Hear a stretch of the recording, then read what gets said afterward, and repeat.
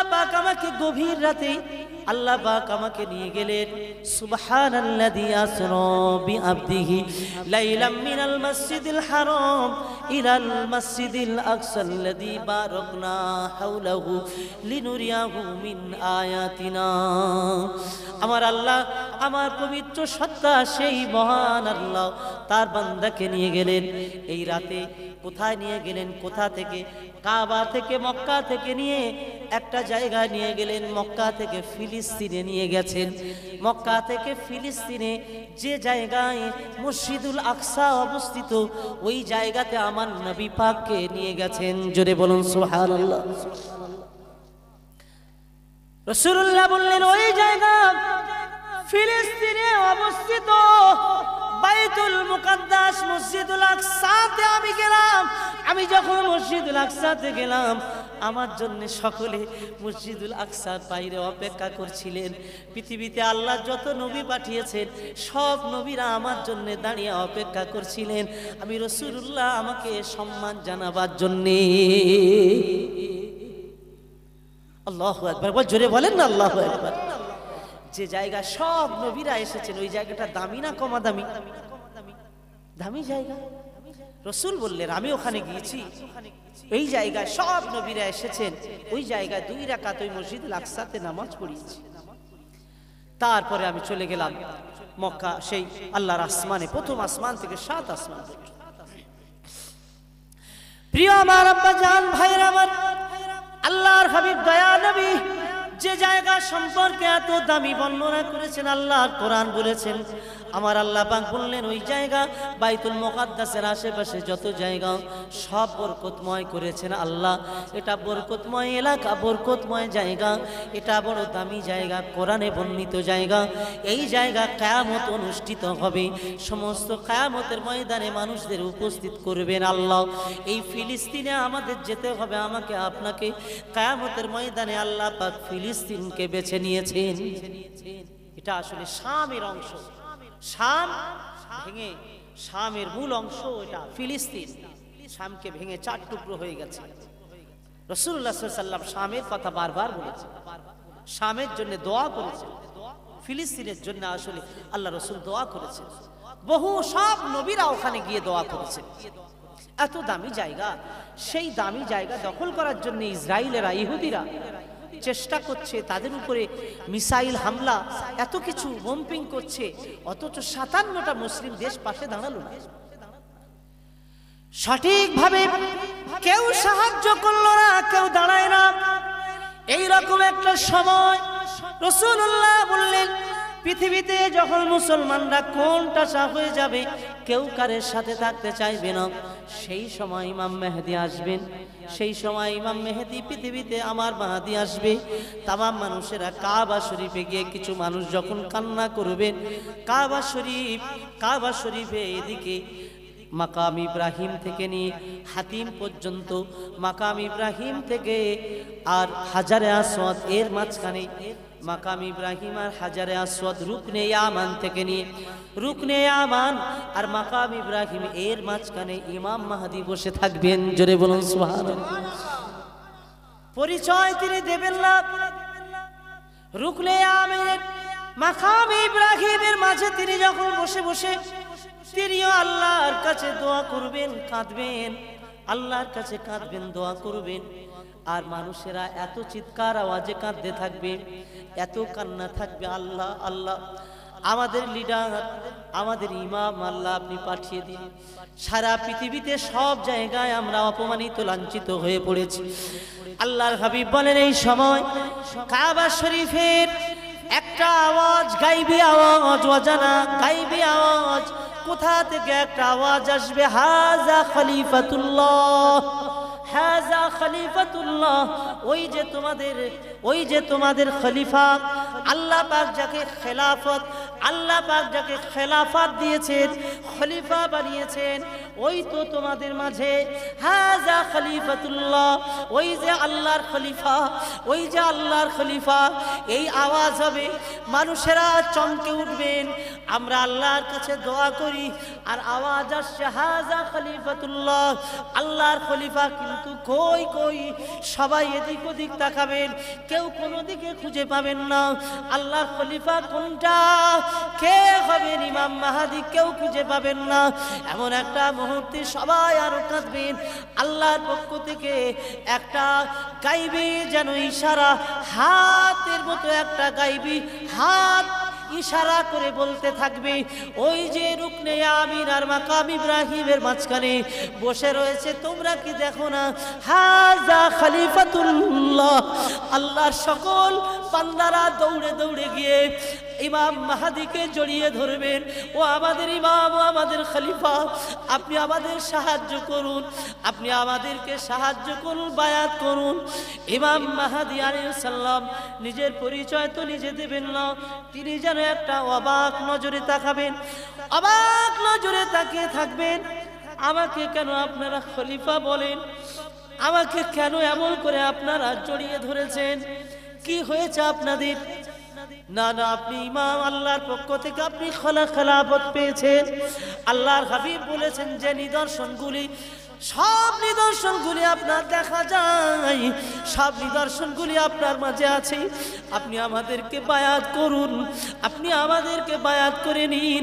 হযরতে ইমাম মাহাদি আলাইহিস সালাম, আল্লাহ পাক রব্বুল আলামিন মাহাদিকে এক রাতে আল্লাহ ক্ষমতাবান বানিয়ে দেবেন। জোরে বলুন সুবহানাল্লাহ।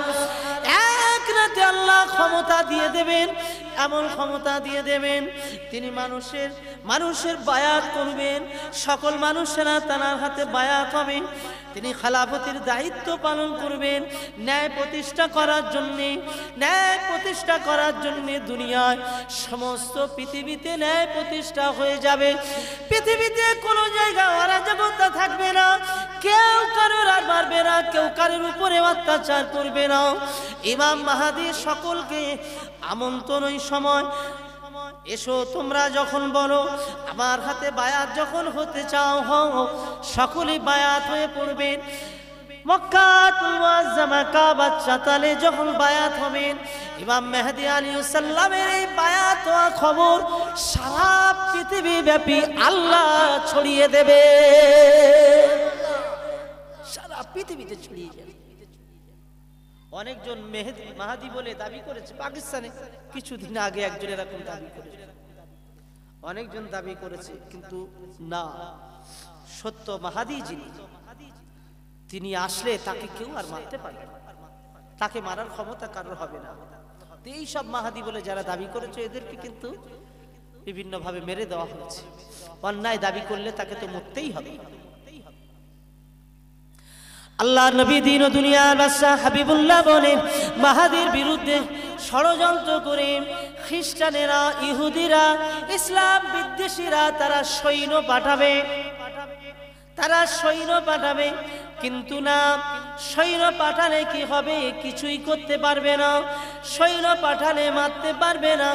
সবাই আল্লাহর গজবে নিপতিত হয়ে মাটির ধসে তারা মাটির নিচে চলে যাবে। ইমাম মাহাদি আলাইহিস সালামের কাছে, মাহাদির কাছে কোনো বোমা থাকবে না, কোনো গুলি বারুদ থাকবে না, মাহাদির কাছে কিছু এসব থাকবে না। মাহাদির কাছে থাকবে কলেমার ঝান্ডা, লা ইলাহা, সকলে বলুন লা ইলাহা ইল্লাল্লাহু মুহাম্মাদুর রাসূলুল্লাহ সাল্লাল্লাহু আলাইহি ওয়াসাল্লাম। এই কলেমার ঝান্ডা, ইমানের কলেমার ঝান্ডা নিয়ে তিনি আগাতে থাকবেন। তিনি যে দিক দিয়ে আগাবেন, ইমাম মাহাদি যে রাস্তা দিয়ে আসবেন, 40 মাইল দূরে মানুষেরা ভয় পালাবে। জোরে জোরে বলুন সুবহানাল্লাহ। ইসলামের বিদ্বেষীরা ভয়েতে তারা পালিয়ে যাবে। কেউ লড়ার ক্ষমতা রাখবে না, কারোর ক্ষমতা হবে না। মাহদীর সঙ্গে লড়াই করবে, কারোর ক্ষমতা হবে না। আল্লাহ পাক রব্বুল আলামিন আমার আল্লাহ মাহদীকে কবুল করেছে, তাকে তো পাঠাবেন মুসলমানদেরকে আল্লাহ পাক বাঁচাবার জন্যে, ইমানদারদেরকে মুসলমানদেরকে হেফাজতের জন্যে, তাদের লিডারি করার জন্যে আল্লাহ পাক রব্বুল আলামিন পাঠিয়ে দেবেন। 7 বছর হায়াতে জিন্দেগিতে থাকবেন।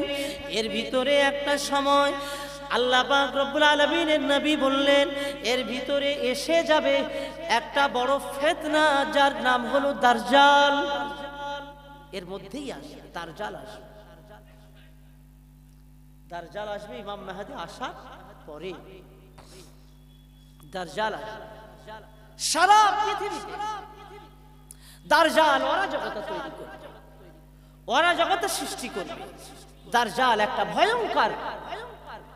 তামিমে দারি রাসূলের সাহাবী তামিমে দারি রাদিয়াল্লাহু তাআলা আনহু থেকে বর্ণিত আছে, আল্লাহ নবীর সাহাবী তামিমে দারি বলেন, আমরা একদল সাহাবী মিলে মদিনা থেকে আমরা সমুদ্র পথে রওনা দিয়েছিলাম।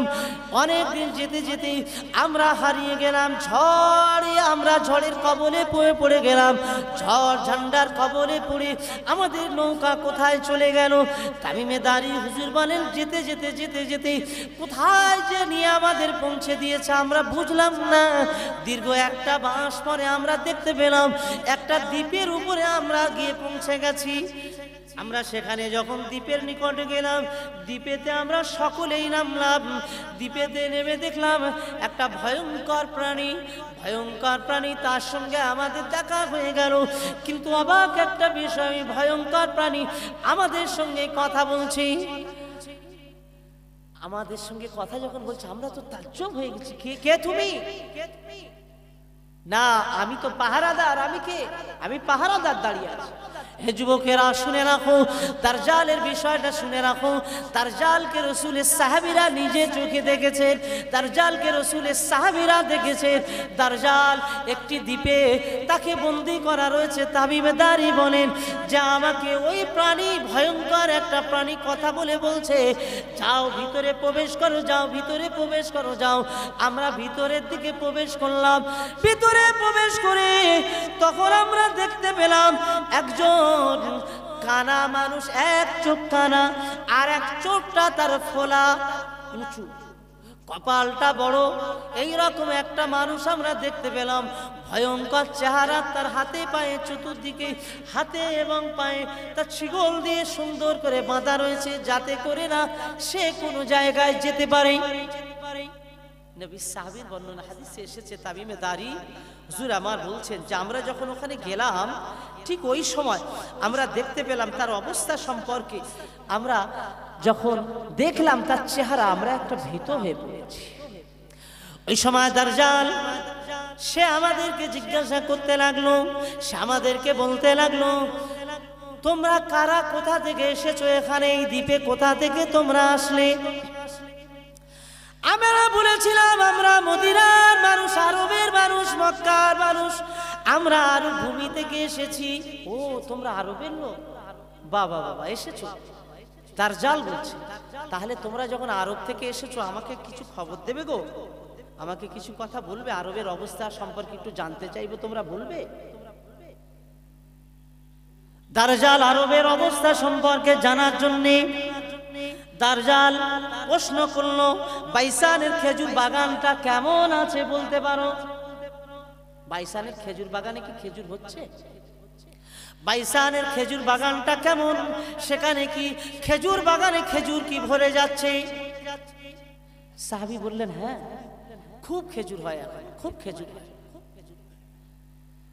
ওই সময় জিজ্ঞাসা করলো, ওই ব্যক্তি জিজ্ঞাসা করলো, শোনো ও আরবের মানুষেরা, তাবারিয়া উপসাগরের পানি আছে না নাই? বলল, না, পানি খুব আছে। এত পানি আছে, সেই পানিতে তো মানুষ চাষ করে।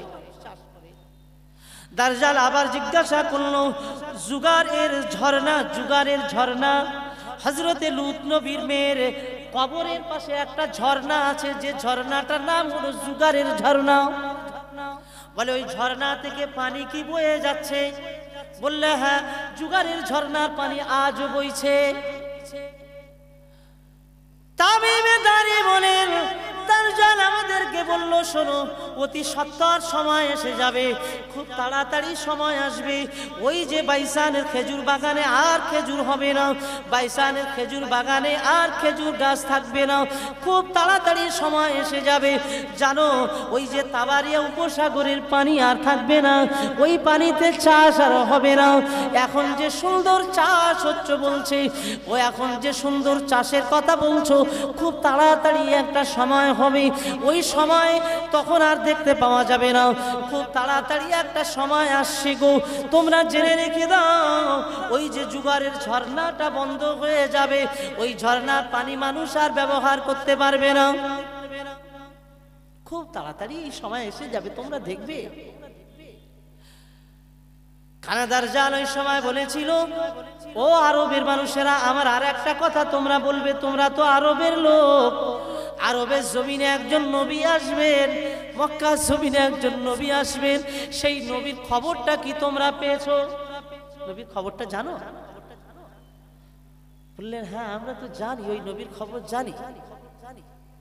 ওই নবী হলেন নবী মুহাম্মদুর রাসূলুল্লাহ, সকলে বলুন সাল্লাল্লাহু আলাইহি ওয়াসাল্লাম। দ্বীপের মাঝে কানাদার জাল বলছো, তিনি জন্ম নেবেন, এখন তিনি কোথায় আছেন তোমরা কি বলতে পারো?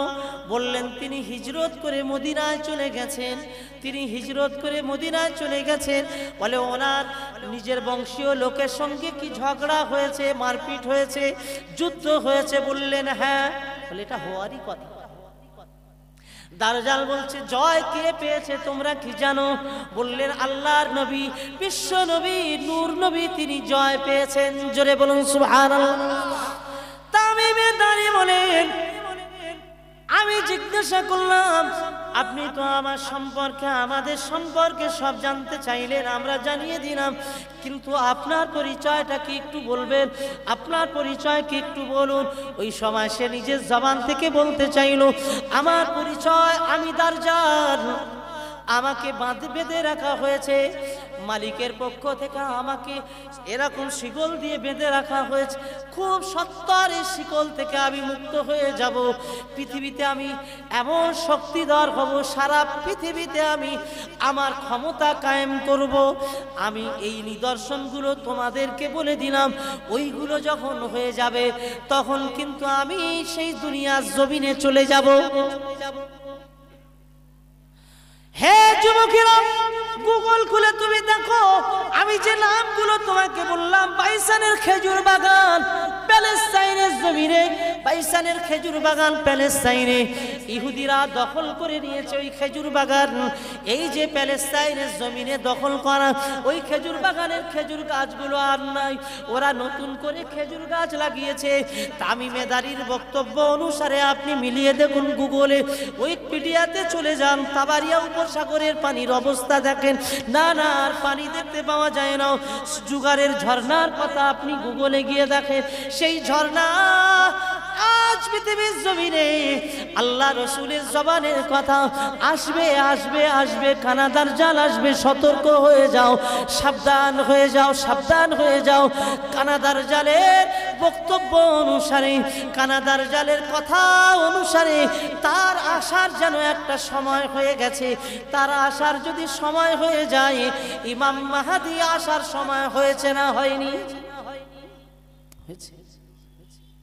তাহলে আমরা ইমাম মেহেদী আলাইহিস সালামের সঙ্গী হিসাবে আমরা থাকবো ইনশাআল্লাহ। জোরে বলেন ইনশাআল্লাহ। তাহলে ইমাম মাহাদী আলাইহিস সালামের সঙ্গী হিসাবে থাকতে গেলে এখন থেকে কি মাদ্রাসার বিরোধিতা করব না মাদ্রাসার পক্ষে থাকব? হ্যাঁ, ইসলামের বিরোধিতা করব, ইসলামের পক্ষে থাকবো না বিপক্ষে থাকবো? কোনটা? হুজুরদের সাথে থাকবো না হুজুরদের বিপক্ষে থাকবো? হ্যাঁ, আলেমদের সাথে থাকবো না বিপক্ষে থাকবো? আলেমরা যে সংগঠন, যে দল, আলেমরা যে পথে যেতে বলে, সেই দল, সেই সংগঠনে যদি না যায়, তুমি কিভাবে ইমাম মেহেদীর সংগঠনে থাকবি? হ্যাঁ, সেদিনও তো ইমাম মেহেদী ন্যায় প্রতিষ্ঠা করবেন। কোন আলেম ন্যায় ছাড়া অন্যায় প্রতিষ্ঠা করতে চায় বলে কি আপনাদের মনে হয়? হ্যাঁ, অন্যায় কখনো কোনো আলেম চেয়েছে? আজ পৃথিবীতে আলেমরা ডাক দিলে সহজে মানুষ আসতে চায় না, আলেমদের সাথে থাকতে চায় না। আছে কাদের সাথে? যারা মদের আয়োজন করে, যারা জুয়ার আয়োজন করে, যারা গান বাজনার আয়োজন করে, যারা নারীদের নিয়ে ফুর্তি করার আয়োজন করে। আমার সোনার যুবকেরা তাদের সাথে বেশি আছে, আছে না? না, জোরে বলে। তবে এদের বিবেক ফিরে যাচ্ছে। আমার যুবক ভাইদেরকে সত্যি আমার সোনার যুবকেরা বিবেক ফিরে যাচ্ছে। এরা দেখছে যে না, ইসলামের সব বিষয়গুলো যখন সত্য, দিন যত যাচ্ছে তত কোরআন সত্য প্রমাণিত স্পষ্ট হয়ে যাচ্ছে। জোরে জোরে বলুন না সুবহানাল্লাহ। যে দিন যতই যাচ্ছে তত স্পষ্ট হচ্ছে, আর আগামী দিনে আরো সব জিনিস স্পষ্ট হবে। হবে কি হবে না? আপনারা বলুন, হবে কি হবে? সব স্পষ্ট হবে, কোনো কিছু আর বাকি থাকবে না। আল্লাহর সৃষ্টিতে আল্লাহ যা বলেছেন, যা কিছু হওয়ার কথা রাসূলুল্লাহ বলেছেন, সব হবে এবং সব স্পষ্ট হয়ে যাবে। সব যখন সত্য, তাহলে সেই সত্যের পথে লড়াইয়ের জন্য আমরা এখন থেকে প্রস্তুতি নিয়ে এগিয়ে আসবো ইনশাআল্লাহ। মুহাব্বতে দরুদ শরীফ আল্লাহুম্মা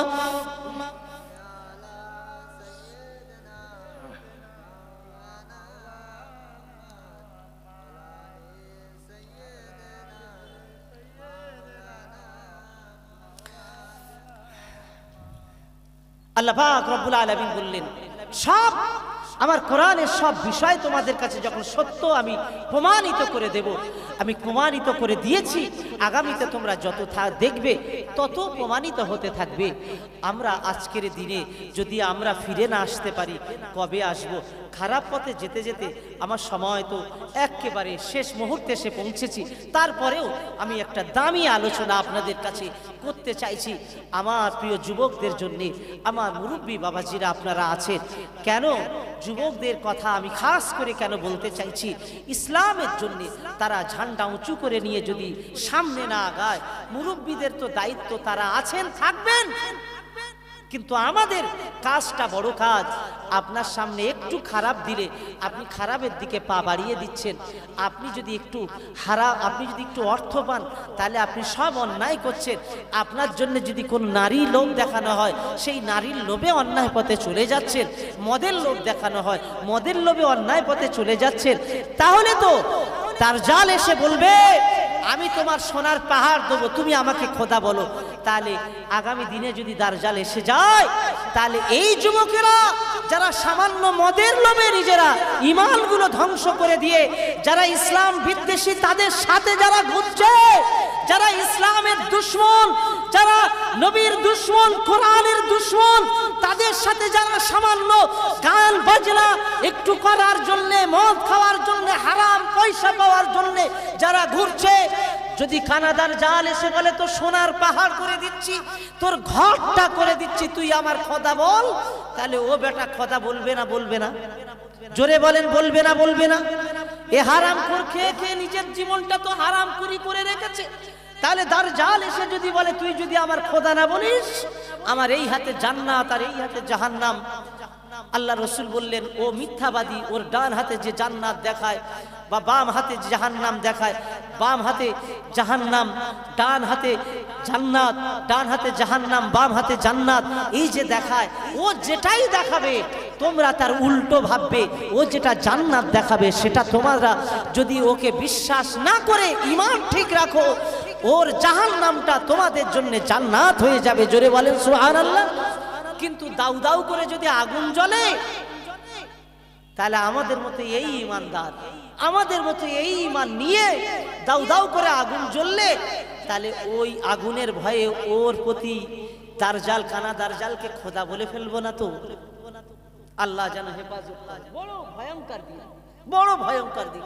এখন ছোট ছোট দাজ্জালরা শুধু একটুখানি ওই 30 টাকা একটা মদ কিনে 4 জনার দিচ্ছে, 30 টাকা মদ খাওয়ার জন্য এ যত রকম অন্যায় আছে করছে। ভালো লোকের উপর অত্যাচার করছে, জুলুম করছে, লোকের সম্পত্তি কেড়ে নিচ্ছে। আছে না? না, জোরে বলেন, আছে না? না আছে। সামান্য যদি 30 টাকার মদে এই নোংরামি করে, তাহলে দাজ্জাল এত কিছু দেবে, সে কেন করবে না? হয়তো সুন্দরী সুন্দরী মেয়েদের নিয়ে সব দেখেন, যত নেতৃত্ব শ্রেণীর অধিকাংশ লিডাররা ভালো ভালো পার্কে আর ভালো ভালো সব ওই হোটেলে গিয়ে তারা নোংরামি করছে, তাদের টাকাগুলো হারাম পথে চলে যাচ্ছে। আর এ দেখছে ফাউকলে বাজিমাত হচ্ছে, তো হোক। আল্লাহর নবী ইব্রাহিম, আল্লাহর নবী ইউসুফ আলাইহিস সালামকে আল্লাহ পাক এইরকম একটা পরীক্ষায় ফেলেছিলেন। আপনার আমার জীবনে অনেক পরীক্ষা আসছে। হযরত ইউসুফ আলাইহিস সালামের পরীক্ষা, নবী ইউসুফ আলাইহিস সালামকে একদিন জুলাইখা দাওয়াত দিল। জুলাইখা বলল, তোমাকে তো অনেক দিন আমি চাইছি একসাথে থাকার জন্য। আজকে মিশরের আব্দুল আজিজ আমাদের মালিক ঘর থেকে রাজদরবার থেকে বিদেশে গিয়েছে কাজের জন্যে, আর এই সুযোগে তোমাকে আমি একটা ঘরে আমন্ত্রণ করেছি, তুমি আমার ঘরে আসবে। ইউসুফ বললেন, মালিক ঘরে নাই, আমি আপনার ঘরে যাব। বলল, হ্যাঁ যা, আমি বলছি তোমাকে বড় করেছি আমি জুলাইখা, আমার ঘরে তুমি প্রবেশ করবে। ইউসুফ আর কোনো কথা নয়, বলল, ইউসুফ শোনো, সুন্দর করে সাজগোজ করে নেবে। হযরতে ইউসুফ নবী পৃথিবীর সেরা যুবক, যত সুন্দর না পৃথিবীর সেরা সেরা যুবককে একত্রিত করলে যত না সুন্দর হবে, আল্লাহ পাক সৃষ্টির সেরা সুন্দর বানিয়েছিলেন, তবে আমার নবীকে বেশি সুন্দর করেছেন। জোরে জোরে বলুন সুবহানাল্লাহ। হযরতে ইউসুফ এত সুন্দর যুবক বয়সে যে একবার তার চেহারার দিকে তাকায়, সে তাও আর মুখ ফিরিয়ে নিতে পারে না। মিশরের মেয়েরা হযরত ইউসুফকে দেখে আঙুল কেটে ফেলেছিল। ইউসুফকে দেখে ইউসুফের দিকে তাকিয়ে আছে, আর ফল কাটতে কাটতে আঙুল কেটে গেল। তাদের কোনো সাড়া ছিল না, ঝরঝর করে রক্ত পড়েছে তাদের আঙুল থেকে। ইউসুফ এত সুন্দর, এত সুন্দর। আম্মা জান হযরতে আয়েশা সিদ্দিকা রাদিয়াল্লাহু তাআলা আনহা বলেন, ইউসুফের বর্ণনা সবাই করে ইউসুফ অনেক সুন্দর, কিন্তু আমার প্রিয় নবী এত সুন্দর, আমার প্রিয় নবীকে আল্লাহ পাক চাঁদের থেকে আরো বেশি সুন্দর বানিয়েছিলেন। যদি মিশরের মেয়েরা আমার প্রিয় নবীকে যদি দেখতে পেতেন, তাহলে ওরা আঙুল কাটা বাদ দিয়ে কলিজা কেটে ফেলতো। আল্লাহর হাবিব সুন্দর এত বেশি ছিল, কিন্তু রাসূল সেই নবীকে আবু জেহেল একদিন এসে বলছে, একদম কুৎসিত, কি বাজে দেখতে, কি বাজে দেখতে, কুৎসিত কালো। বলছে, হ্যাঁ ঠিক বলেছ, ঠিক বলেছ। সঙ্গে সঙ্গে হযরতে ওমর রাদিয়াল্লাহু তাআলা আনহু প্রতিবাদ করে উঠেছে, আমার নবী চাঁদের থেকে সুন্দর। বলছেন, তুমিও ঠিক বলেছ, একবার বলুন না সুবহানাল্লাহ। সাহাবীরা জিজ্ঞাসা করলেন, হুজুর কেরাম ব্যাপার হলো, আপনি ওকেও বললেন ঠিক, আর একেও সাহাবী ওমরকে বললেন ঠিক। বললে, ওর অন্তর যেমন সেরকম ভাবে আমাকে দেখেছে, ওমরের অন্তর যেমন ওমর তেমন ভাবে আমাকে দেখেছে। জোরে জোরে বলা যাবে না? তো জুলাইখা তার অন্তরে একরকম ভাবে ইউসুফকে দেখে। কিভাবে দেখে? ও চায় ইউসুফের সঙ্গে একটু সম্পর্ক গড়ে নিজের জীবনকে ধন্য করবে। আব্দুল আজিজ ঘরেতে নাই, আব্দুল আজিজ বিদেশে চলে গেছেন কাজে, রাজকীয় কাজে, রাজ দরবারের কিছু কাজ নিয়ে। এই মুহূর্তে রাজ দরবার এত সুন্দর করে সাজানো, কামরায় এত সুন্দর করে সাজিয়ে, প্রত্যেক কামরাতে কামরাতে নোংরা নোংরা ছবি, উলঙ্গ ছবি, সব ছবিগুলো লাগিয়ে দিয়েছে, নারীদের ছবি লাগিয়ে দিয়েছে। একটা একটা করে কামরা পার হতে হতে জুলাইখা যে নিরিবিলি কামরা, 7টা কামরা 6 কামরা অতিক্রম করে 7 নম্বর কামরায় জুলাইখা দাঁড়িয়ে আছে। জুলাইখা তার একজন সঙ্গিনীকে বলেছিল, শোনো, তুমি আমার সেবিকা হিসাবে ইউসুফকে আমি ভিতরে প্রবেশ করার পরে তুমি ইউসুফকে সাথে করে নিয়ে আসবে। ইউসুফকে যখন সাথে করে নিয়ে আসবে, আমার কাছে পৌঁছে দিয়ে একটা একটা করে দরওয়াজা বন্ধ করে চলে যাবে। সব দরওয়াজা তুমি ভালো করে তালা লাগিয়ে দেবে, বন্ধ করে দেবে। ইউসুফ আলাইহিস সালাম যখন কামরার ভিতরে প্রবেশ করলেন, ওই কামরার ভিতরে প্রবেশ করে দেখে নোংরা নোংরা ফিল্ম, নোংরা নোংরা ছবিগুলো যেমন সাজানো আছে, আর জুলাইখার গায়ে কোনো কাপড় নাই, কোনো কাপড় সে গায়ে দেয় নাই। এক মুহূর্ত তিনি মুখটা ঘুরিয়ে নিয়ে চুপচাপ অপেক্ষা করছেন, পালাবার মতো তো জায়গা নাই। হযরত ইউসুফকে লক্ষ্য করে জুলাইখা বলে, ইউসুফ আসো, এখানে কেউ নাই, আমি তো তোমাকে পাওয়ার জন্য এই ব্যবস্থাপনা। আজকের আমাদের মালিক নাই, আমার স্বামী আজকের আব্দুল আজিজ ঘরেতে নাই, আজ তো আমি তো এত সুন্দর ব্যবস্থা করেছি কেউ জানবে না। গোপন কক্ষে আমি তোমাকে ডাকলাম, ইউসুফ তুমি এসো, আমার কাছে এসো। হযরত ইউসুফ আলাইহিস সালাম সুন্দর চেহারার মানুষ, কি করবেন আর এই সুন্দরী নারীকে দেখে কি করবেন সে বিষয়ে আল্লাহ পাক রব্বুল আলামিন কোরআনে বললেন, ওয়ারাদাতুল্লাতী হুয়া ফি বাইতিহা আন নাফসিহি ওয়াগাল্লাকাতিল আবওয়াবা ওয়া ক্বালাত হাইতা লাক ক্বালা মাআযাল্লাহ ইন্নাহু রাব্বি আহসানা মাসওয়া ইন্নাহু লা ইফলিহুজ জালিমুন। একবার জোরে বলুন আল্লাহু আকবার। আল্লাহ পাক বললেন যে ও তো জুলাইখা, ও তো পাগলের মতো হয়ে গেছে ইউসুফের সঙ্গে মিলিত হওয়ার জন্য। ইউসুফ নোংরা পথে চলে যেত, ইউসুফ জুলাইখার প্রতি আকৃষ্ট হয়ে পড়তো। আমি আল্লাহ আমার সাহায্য যদি না নেমে যেত, আমি আল্লাহ আমার সাহায্য নামিয়ে দিলাম ইউসুফের সামনে। আমি আল্লাহ তার আব্বা ইয়াকুব আলাইহিস সালামের চিত্র, ইয়াকুব আলাইহিস সালাম সামনে চলে এসেছে, মুখ বাড়িয়ে ছাদের উপর থেকে বলছিল, হযরত ইয়াকুব, ও বাবা ছেলে, আমি তোমার আব্বা ইয়াকুব, তুমি কি আমাকে চেনো? তুমি এই মুহূর্তে কোনো নোংরামিতে যেও না। তাফসীরে এসেছে ইয়াকুব আলাইহিস সালামের সুতিরি পরিষ্কার দেখতে পেলেন। ইয়াকুব নবী বলছেন, তুমি এমন নোংরামিতে লিপ্ত হয়েও না বাবা, ধ্বংস হয়ে যাবে, জালেমদের অন্তর্ভুক্ত হয়ে যাবে। আল্লাহর নবী ইউসুফ আলাইহিস সালাম আব্বাজানের সামনে কেমনই নোংরামি করবে না, সম্ভব নয়। আল্লাহ পাক বললেন, এইভাবে আমি ইউসুফকে আমি আল্লাহ হেফাজত করেছি।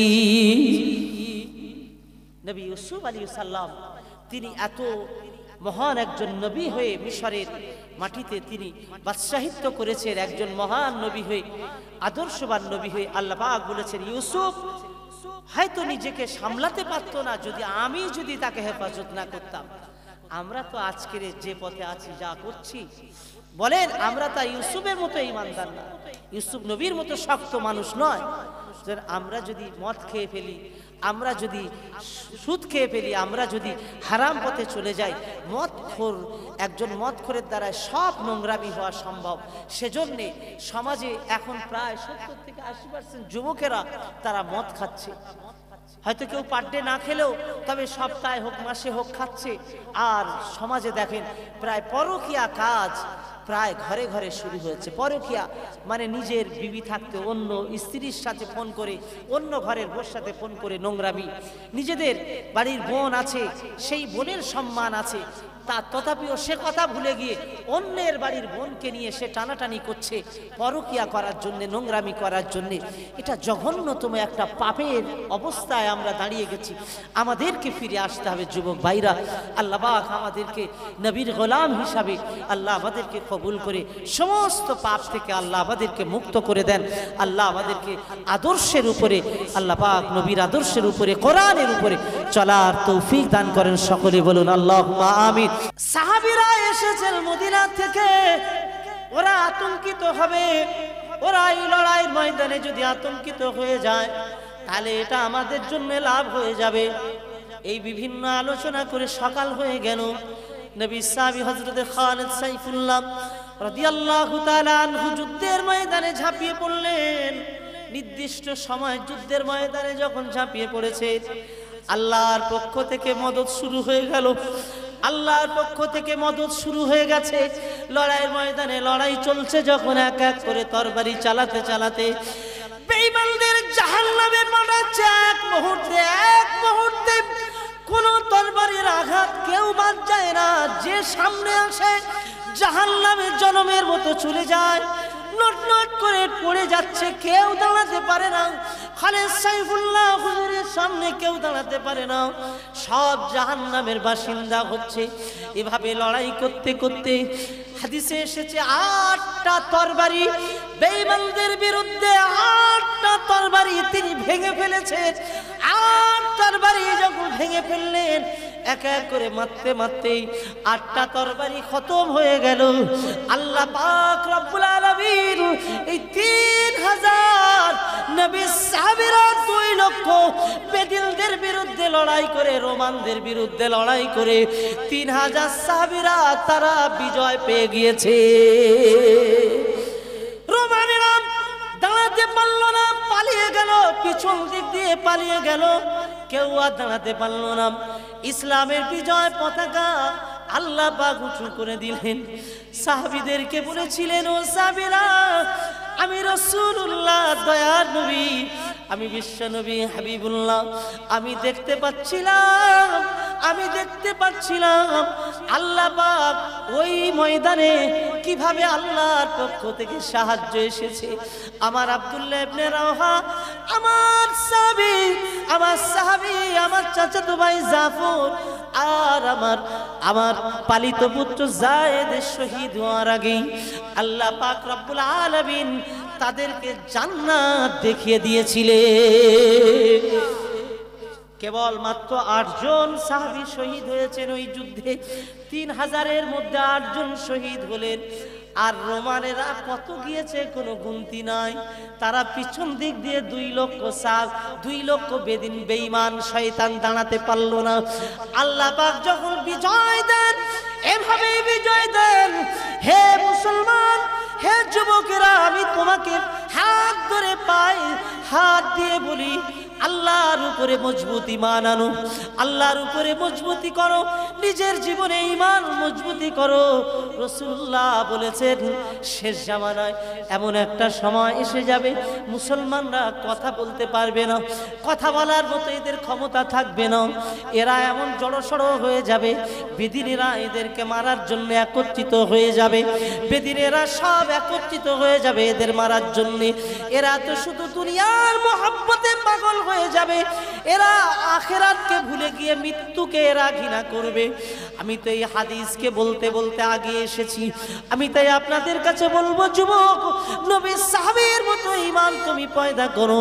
নবীর সাহাবীর মতো যদি তুমি ঈমানে মজবুত হয়ে যাও, আল্লাহ পাক রব্বুল আলামিন আগামী দিনে আমাদের এই ইসলামের পতাকা উঁচু করিয়ে সারা পৃথিবীতে আল্লাহ আমাদেরকে বিজয় দিয়ে দেবে। ভাই পেও না, সামনে বিজয়ের দিন, সামনে বিজয়ের দিন। ভয় আর নাই, ভয় নাই। আল্লাহর কাবা শরীফে এসে পৌঁছে যাবে, আল্লাহর কাবাতে এসে পৌঁছে যাবে, খুব তাড়াতাড়ি এসে পৌঁছে যাবে। ভয় আর নাই, বিজয় আসবে আমাদের। আল্লাহ পাকের নবী, দয়ার নবী হাবিবুল্লাহ বলেছেন, ইখরুজু ফি আখির উম্মতিল মাহদি, শেষ জামানা, শেষ সময় যতক্ষণ না আমার মাহদি আসবে ততক্ষণ পর্যন্ত কিয়ামত অনুষ্ঠিত হবে না। আমার মাহদি দুনিয়ায় আসবে, মাহদি দুনিয়ায় আসার পরেও কিয়ামত হবে। মাহদি আসাটা খুবই জরুরি। আল্লাহর হাবিব বলেছেন, 10টা বড় বড় উল্লেখযোগ্য কিয়ামতের আগে নিদর্শন, তার ভিতরে 10টার ভিতরে রয়েছে হযরতে ইমাম মাহদি আলাইহিস সালাম। দুনিয়ার জমিনে তিনি আগমন করবেন। কখন আগমন করবেন এই বিষয়ে হাদিসে এসেছে। তাই আপনাকে আমি বলছি, আল্লাহ রাসূল বললেন, শেষ সময় কখন আসবে জানো? যখন সারা পৃথিবীতে ইসলামের পতাকা ধরার মতো মানুষ খুঁজে পাওয়া যাবে না, যখন মানুষেরা কোণঠাসা হয়ে যাবে, চতুর্দিকে তাদেরকে মারবে, তাদের উপরে জুলুম চলবে, নির্যাতন চলবে, তাদেরকে আঘাত করা, বড় বড় বোমা মেরে তাদের উপরে আঘাত করা যখন হবে, তারা আর কোনো ক্ষমতা পাবে না, ক্ষমতাচ্যুত হয়ে যাবে, সারা পৃথিবীতে তারা নির্যাতিত হয়ে যাবে। আজকে সেই দিন এসেছে কিনা আপনাদের সামনে আমি দেখিয়ে দিই। হে যুবক, তুমি আজকে দেখো, আমার সোনার যুবক ভাইরা, ভারতবর্ষের জমিনে মুসলমানরা নির্যাতিত, এটা তো অস্বীকার আপনি করতে পারবেন নাই। ভারতের মাটিতে পশ্চিম বাংলায় বসে দেখেন, মুসলমানরা নির্যাতিত আছে না নাই? জোরে বলেন। দেখেন না? এই তো কাশ্মীরেতে যেখানে বিখ্যাত কাশ্মীরের সেখানে মুসলমানরা, আপনি বলুন সেখানে তো নির্যাতিত হয়ে আছে, যাদের উপরে কদিন আগে 1 বছর 2 বছর মাত্র হলো তাদের অধিকারকে ছিন্ন করা হলো। মুসলমানদেরকে সারা ভারতবর্ষে যেখানে পারে তাদেরকে মারছে, তাদের উপরে অত্যাচার, তাদের উপরে জুলুম, এমন নির্যাতিত আপনি চিচনিয়া বসনিয়া থেকে নিয়ে, ইরাক থেকে নিয়ে, আফগানিস্তান থেকে নিয়ে, সর্বোপরি বর্তমানে ফিলিস্তিনের মাটিতে মুসলমানরা কিভাবে নির্যাতিত দেখেন। আল্লাহর হাবিব তাই বললেন, সারা পৃথিবী মুসলমানরা যখন নির্যাতিত হয়ে যাবে, এদের প্রতিনিধিত্ব করার মতো কেউ যখন থাকবে না, তখন ইমাম মেহেদি দুনিয়াতে আল্লাহ পাক পাঠিয়ে দেবেন। ওই ইমাম মেহেদি কে হবে জানো? আমার ফাতেমার ঔরস থেকে, আমার ফাতেমার বংশ থেকে, হযরতে আলী রাদিয়াল্লাহু তাআলা আনহুর বংশ থেকে, আহলে বায়াত থেকে আল্লাহ পাক পাঠাবেন ফাতেমার বংশের ছেলে। জোরে বলুন, কোন বংশের ছেলে? হ্যাঁ, হযরতে আম্মা জান ফাতেমাতুজ জোহরা রাদিয়াল্লাহু তাআলা আনহা বংশধারা থেকে আসবেন। রাসূল বললেন, ওই ইমাম মেহেদি যখন আসবেন, ও আমার নামে না, আমার আব্বার নামে তার আব্বার নাম হবে, আর আমার নামে তার নাম হবে। সে পৃথিবীর মাটিতে আগমন করবেন, নিজের পরিচয় নিজে দেবে না, নিজের পরিচয় কখনো ইমাম মাহাদি নিজে দেবে না। ওই মাহাদি কখনো নিজের পরিচয়টা নিজে প্রকাশ করবে না। তার চেহারা হবে অতি উজ্জ্বল, কপালটা অতি সুন্দর, তার চেহারা কপাল হবে উজ্জ্বল, নাকটা হবে লম্বা। হযরতে ইমাম মাহাদি সম্পর্কে রাসূলুল্লাহ যে ঘোষণা দিয়েছেন, 10টা নিদর্শনের কথা বলেছেন ইমাম মাহাদির ব্যাপারে। আসবেন আমাদের নেতা হিসাবে, আমাদের নেতা হিসাবে আসবেন। আল্লাহ পাক যেন ইমাম মাহাদির অনুসরণ করার মতো, আল্লাহ পাক তার হাতে বায়াত হওয়ার মতো আল্লাহ যেন আমাদেরকে সুযোগ দেন। হে যুবক, তুমি কোথায় আছো, কোন দলে আছো, আমার দেখার দরকার নাই। কার দলে তুমি সময় কাটাচ্ছ, আমার এগুলো দেখার দরকার নাই। আল্লাহর হাবিব বলেছেন, যেদিন তুমি খবর পাবে ইমাম মাহাদি দুনিয়াতে আগমন করে ফেলেছেন, ওই দিন খবর পাওয়ার সাথে সাথে যেখানেই তুমি দাঁড়িয়ে থাকো, ওইখান থেকে তোমাকে চলে যেতে হবে। ইমাম মাহাদির সঙ্গে সাক্ষাতের জন্য, বায়াত হওয়ার জন্য চলে যেতে হবে। এই যাওয়াতে যদি তোমার পাহাড় পার হয়ে যেতে হয়, বরফের পাহাড় যদি পার হয়ে যেতে হয়, হামাগুড়ি দিয়ে বরফের পাহাড় পার হয়ে গিয়ে ইমাম মাহাদির ঝান্ডার নিচে তোমরা গিয়ে দাঁড়াবে। যদি আমরা খবর পেয়ে যাই ইমাম মাহাদির ঝান্ডার নিচে যাব না, যাব না? জোরে বলেন, সকলে আওয়াজ দিয়ে বলেন। কারা কারা আওয়াজ দিচ্ছেন না আল্লাহ দেখছেন। কিন্তু ইমাম মেহেদি যদি এসে যায়, যে দুরবস্থা পৃথিবীর যা দুরবস্থা, এই যে অত্যাচারিত মুসলমান, তাতে করে ইমাম মাহাদির আগমনের সময় যে নিকটে, এ তো বলার আর অপেক্ষা রাখে না। সেজন্য কখন আসবেন আমার সেই কথাই আমি আপনাদের কাছে বলতে চাইছি। আসবেন তো বটেই বটে, কখন আসবেন নির্দিষ্ট সময় তার নমুনা রাসূল পাক সাল্লাল্লাহু আলাইহি ওয়াসাল্লাম বলে গেছেন। আমরা সেই ইমাম মাহাদি সম্পর্কে পরিচয় আমরা জানি, আমাদের ভালো করে জানতে হবে। যদি না জানি তাহলে আমাদের বিপদ হতে পারে। বিভিন্ন দলে আমরা সব নাম লিখিয়ে রেখেছি, বিভিন্ন দলে আমাদের নাম আছে, এ দল সে দল ও দল। যে দলগুলো আমাদের নাম আছে, সেই দলের লিডারেরা, সেই দলের নেতৃত্ব শ্রেণীরা, তারা কি করে, যুবকদের জন্যে, তাদেরকে দখলে রাখার জন্যে মদের আয়োজন করে মদখোর বানিয়ে দেয়। এই দলে নাম আমাদের বাড়ির যুবকদের আছে না নাই? জোরে বলেন, আছে না নাই? মদখোর বানিয়ে দেয়। ইন্নামাল খামরু ওয়াল মাইসির, মদ তো হারাম করা হয়েছে, আল্লাহ পাক হারাম করেছে। মদ হারাম না হালাল? জি, মদ হারাম না হালাল? হারাম। আর মদ যখন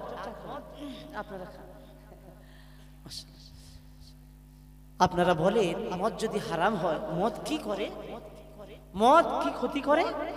হাদিসে এসেছে, মদখোরকে শয়তান মদ খাইয়ে, শয়তান মদখোরদের দিয়ে সমস্ত নোংরামি কাজ করাতে তার সুবিধা হয়।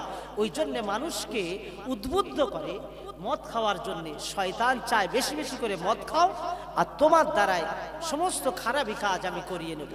তো আমাদের যারা নেতৃত্ব দেন, প্রতিনিধিত্ব করেন গ্রামের, দেশের, রাজ্যের, আমাদের পাড়া মহল্লা, তাদের কাজ হলো কি সমাজ ভালো করা। তারা যদি সমাজের সেই ছেলেগুলোকে ডেকে নিয়ে মদখোর তৈরি করে, তাহলে ওদের দলের নাম লেখানো কি ঠিক হবে বলে মনে হয়? সেখানে কিন্তু ভিড় আছে, সেই দলে আমাদের ভাইরা, আমার যুবকেরা, সেখানে তুমি নাম লিখিয়ে রেখেছো গো। ভালো জায়গায় নাম লেখাও নি, তুমি ভালো জায়গায় নাম তুমি তুলে দাও। আল্লাহ রসুল বলেন মাহদী আসবে। কোন সময় আসবে?